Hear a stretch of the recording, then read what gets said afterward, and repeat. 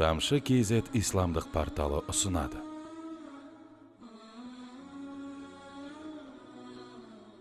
Ихрам кийдік, тәлбияны айттық, миқаттан өттік, келдік Меккеге. Меккеге келгенде ең бірінші жаңағы туристік фирма неге апарады бізді? Жататын орнымызға апарып орналастырады, дұрыс па? Бірден әкеп, Кабаға келіп кіргізіп жібермейді ғой. Сол орналастырады. Содан кейін неге келесіз? Ең бірінші дүкен аралап кетпейсіз. Ең бірінші неден бастайсыз Меккеге келгенде? Харам мешітінен бастаймыз. Енді ең бірінші баратын жеріміз Каба дейді. Түсінікті? Дүкен, немесе жағаны монша, немесе жағаны сәндік салоны деген емес. Ең бірінші харам неден бастаймыз? Харам мешітінен.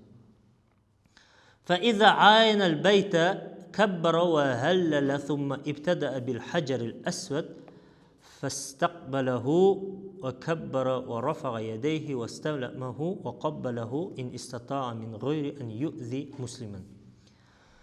Сөйтіп харам мешітіне кірген бетте бірден Кабаны көрмеуіміз мүмкін. Ішінде қабырғалары бар, адамдар жүреді.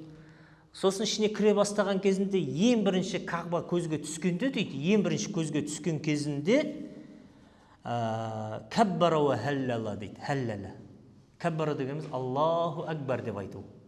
Ең бірінші Кабаны көргенде Аллаху акбар, ла илаха иллаллах, Мухаммад Расулуллах деп айту дейді. Халлала дегенде тәхлил. Ла илаха иллаллах, Мухаммад Расулуллах деп айтуды тәхлил дейді. Соны айтады, ең бірінші Кабаны көргенде Аллаху акбар деп тәкбір айту, және ла илаха иллаллах Мухаммад Расулуллах деп тәхлил айту. Сосын неден бастаймыз дейді? Тауафты бастаймыз енді. Тауаф неден бастаймыз? Қара тас тұрған бұрыштан бастаймыз. Мына төрт бұрышты Каба тұрма, соның бір бұрышында не тұр? Мына есік жанында, оң жағында қара тас тұр. Қара тас. Жабысып, соның қабырғасына кіргізіп орналастырған, сыртын металмен қоршап істеген. Сол неден сағаттың тіліне қарсы айнала бастаймыз. Ол өзі адам көп болғанда көрінбеуі мүмкін, бұрын суреттерден қарасақ, өзі солай бір сызық жасақ қойған, сол қара тастың тұсынан бұлай Кабадан шығып тұрған бір жерде сызық. Яғни тауаф осы жерден басталады деген жасыл свет жанып тұр деп тұрмыз ғой, сол жерден бастаймыз тауафты. Сіз оған жетпей, немесе одан кейін жақтан кірген болсаңыз, сіз мысалы қара тас мына жерде тұр делік. Сіз мына жақтан кіріп қойдыңыз қара тасқа жақын жерден. Сөйтіп адамдар айналып жатыр, сіз кері қайта алмайсыз мына жаққа мысалы. Қара тасқа барайын десеңіз, адамдарға қарсы жүре алмай жатсыз. Сіз қара тастан кейін бір метр жерден кейін бастап қойдыңыз. Қара тасқа жетіп талпамен кеттіңіз. Сіз почти бір круг айналып келдіңіз қара тасқа дейін. Ол есептелмейді. Өйткені қара тастың жаңа несінен басталу керек. Түсінікті ма? Қара тастан өтіп кетіп бір метрден кейін бастап айналып келсеңіз де, сіздің тауафыңыз неден басталады? Сол қара тастың жанынан басталады. Немесе жарты круг айналған болсаңыз да, қара тасқа дейін ол жарты круг есептелмейді. Қара тастан басталады. Яғни ең бірінші тауаф қылумен бастаймыз. Сөйтіп тауаф қылған кезінде де сол қара тас тұрған тұсы бар ғой, сызық. Сол жерге келеміз де қара тасқа қарап Аллаху акбар деп екі қолды көтереміз дейді. Екі қолды көтереміз Аллаху акбар деп қара тасқа қарап. Егер дейді, былай айтқанда намазда сәлем беру секілді ғой, қолды көтереміз дейді қара тасқа қарап. Ал егер қара тастың дәп жанынан кеп бастауға мүмкіншілік болса, онда тасты ұстап, сүйіп, сол жерден бастаймыз дейді. Егер басқа адамға зиян бермейтін болса дейді. Яғни қара тасты мен қайтсем де сүйем деп ұрып, жағаны итеріп баратын болсақ, ондай құлшылықтың сауабы болмайды ешқандай. Ол құлшылық қабыл болмауы мүмкін. Аллах Тағала Құранда Бақара сүресінде айтты: "Астағфиру билла, я айюхаллазина аману ла тубтилу садақатикум бил манни вал аза." Ей иман келтіргендер, сауаптарыңды, яғни құлшылықтарының сауаптарын зиян беруменен және міндет қылуменен жоққа шығарып алмаңдар дейді. Зиян беру дегеніміз, жаңа құлшылықтың сауабы болмайды егер біреуге зиян беріп жасайтын болсақ. намазда тұрғанда бір-біріміздің аяғымызды итеріп, басып, үстімізден аттап, сондай құлшылық қылатын болса, қажылыққа барғанда итеріп, ұрып, ондай біреуге зиян беруменен не дейді? Сауаптарын жоққа шығарып болмайды. Ондай құлшылықтардың сауабы болмайтындығын айтады. Сондықтан бұл жерде айтады, қара тасты сүйуге мүмкіншілік болса, қара тасты сүйіп, ұстап, сол жерден бастаймыз. Біреуге зиян бермей мүмкіншілік болса. Ал егер анаған жетем дегенше, сондай бір адамға зиян беріп қоям деп қорықсаңыз, қара тасты ұстап сүйу сізге міндет емес. Тек қана алыстан қол көтеріп, сәлем бергендей болып бастайсыз да, сол жерде Аллаху акбар деп бастап кете бересіз. ثم أخذ عن يمينه مما يلي الباب وقد اتبع яғни есіктен оңға қарай сосын алып, яғни сағатқа қарсы тілмен айналып жүре береміз дейді. Содан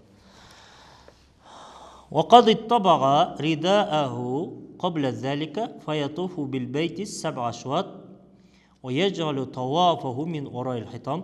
яғни ең бірінші келген кезінде алдын ала иттибақ қылып қоямыз дейді. Иттибақ дегеніміз ихрамды бір иықты ашып, ихрамды екеуі негізі бұлай сыртынан да киіп жүрсе болады.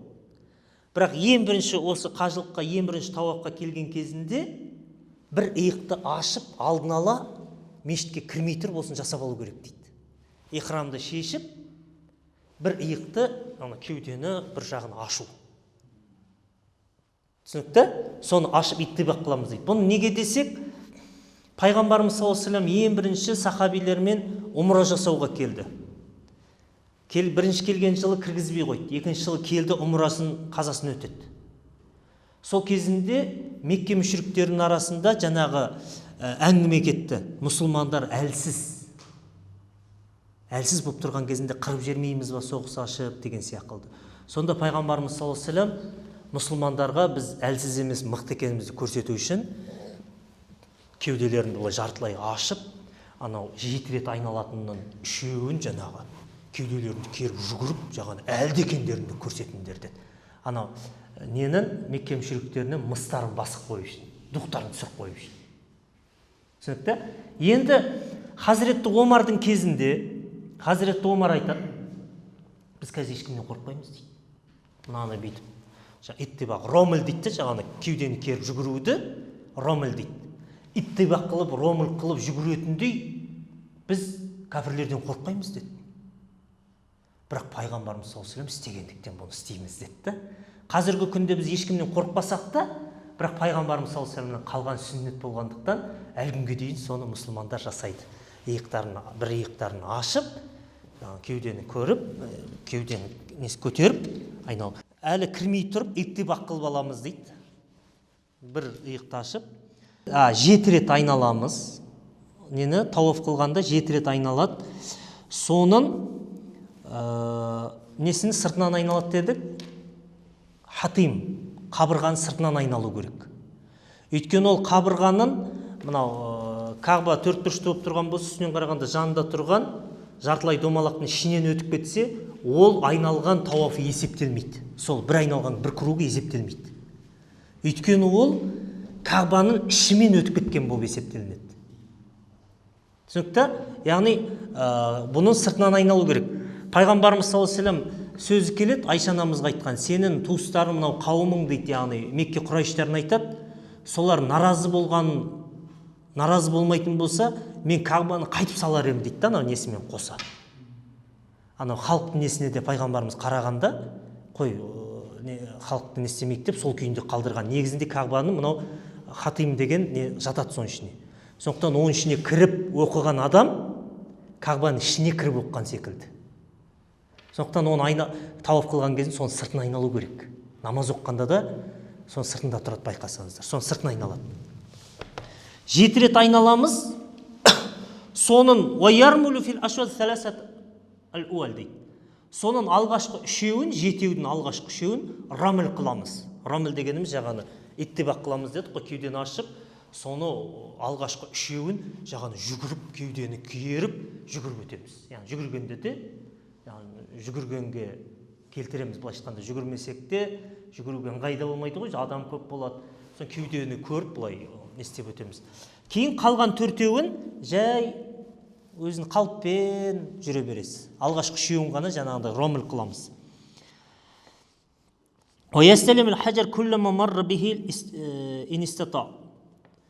Әрбір өткен сайын, қара тастың жанынан өткен сайын, егер ешкім болмаса, біреуге зиян тигізбесеңіз, әрбір өткен сайын ұстап және сүйіп өтсе болады дейді. Мүмкіншілік болса, біреуге зиян бермесеңіз дейді. Кейін 7 рет айналған кезінде, манағы қара тастың жанынан бастадық қой тұсынан, сол жерге келіп 7 рет айналып, соңғы 7-еуі осы жерден бітеді.